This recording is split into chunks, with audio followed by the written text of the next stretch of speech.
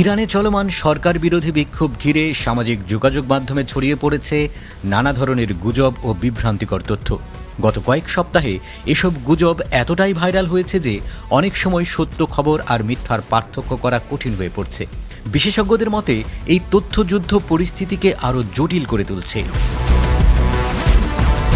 ইউরোনিউজের এক প্রতিবেদনে বলা হয়েছে, ইরানে বিক্ষোভ শুরুর পর থেকেই একের পর এক দাবি সামাজিক মাধ্যমে ছড়ানো হচ্ছে, যার অধিকাংশেরই কোনো নির্ভরযোগ্য প্রমাণ নেই।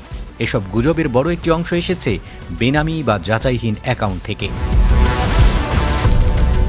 সবচেয়ে আলোচিত গুজবগুলোর একটি হল ইরান থেকে রাশিয়ায় সোনা পাচারের অভিযোগ।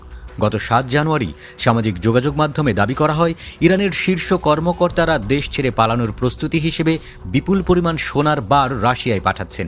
বলা হয়, সরকার পতনের আশঙ্কায় আগেভাগেই তারা নিরাপদ আশ্রয়ের ব্যবস্থা করছেন।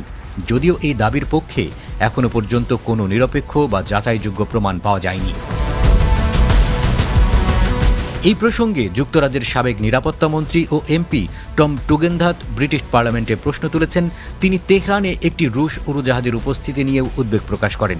তবে বিশ্লেষকদের মতে কেবল অনুমানের ভিত্তিতে এসব ঘটনাকে সোনা পাচারের সঙ্গে যুক্ত করা ঠিক নয়। আরেকটি গুজব ছড়ায় ইরানের পররাষ্ট্রমন্ত্রী আব্বাস আরাকচিকে ঘিরে।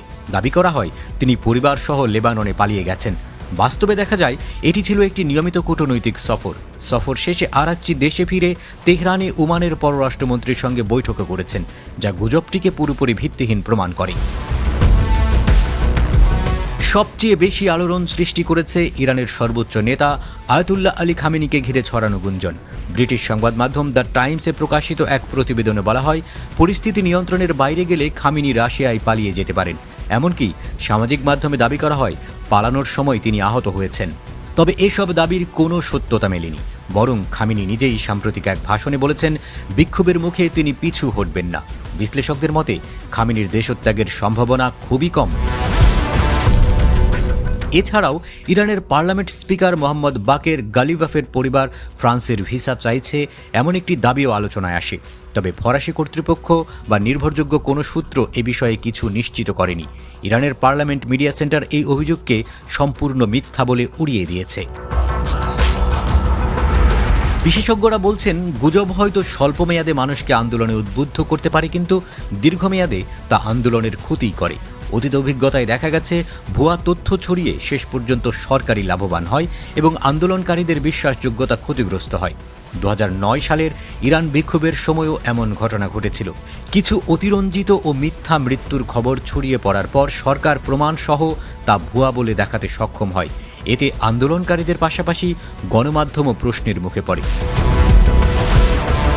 বিশ্লেষকদের মতে বর্তমান পরিস্থিতিতে সবচেয়ে জরুরি হল তথ্য যাচাই।